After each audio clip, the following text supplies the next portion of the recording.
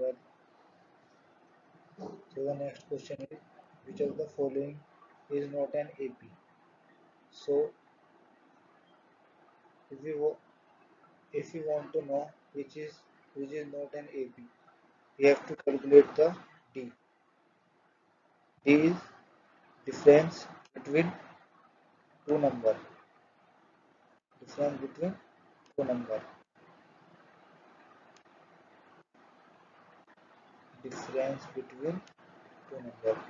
So the option is correct because the difference is 0.4, and in here the difference is also same, but in this example 4 by in this option 4 by 3, 7 by 3,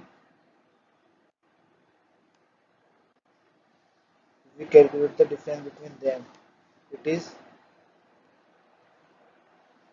3, and the next is 9 by 3 and 7, 9 minus 7 is 2,